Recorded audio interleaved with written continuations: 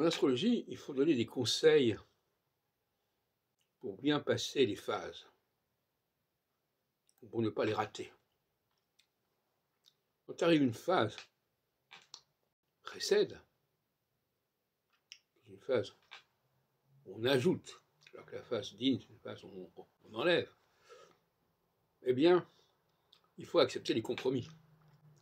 Il faut accepter les compromissions, il faut accepter les solutions un petit peu bancales. Par exemple,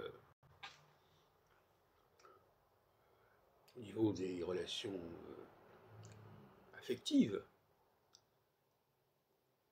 la phase précède implique d'accepter, jusqu'à un certain point, de tolérer la présence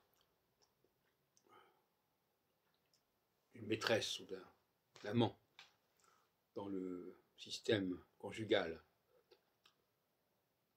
Être trop rigide à ce niveau-là, rigidité d'ailleurs, le mot qui est un mot typiquement dîne, n'est pas bon.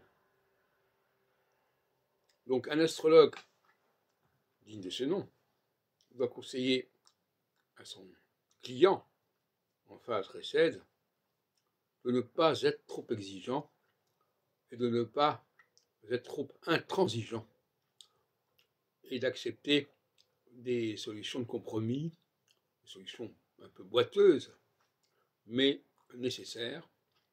Et inversement, lorsqu'on approche de la phase dîne,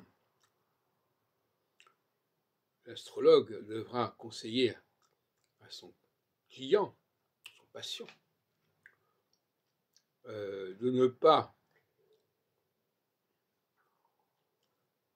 esquiver les problèmes, de ne pas nier les problèmes et d'ouvrir les yeux par rapport à des choses qui ne peuvent pas continuer comme ça.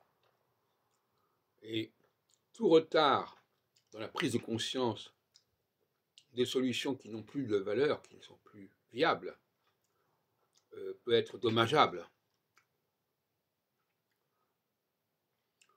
Donc, chaque fois, il y a des décisions difficiles à prendre. Quand on a un tempérament dîne, la phase récède est éprouvante. Et quand on a un tempérament récède, la phase dîne est éprouvante. C'est évident. Donc, il faut se contrôler. Il faut savoir que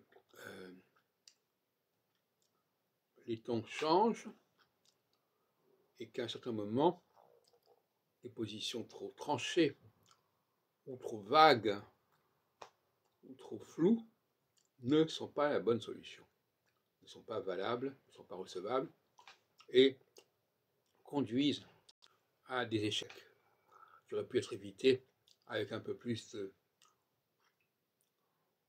de doigté.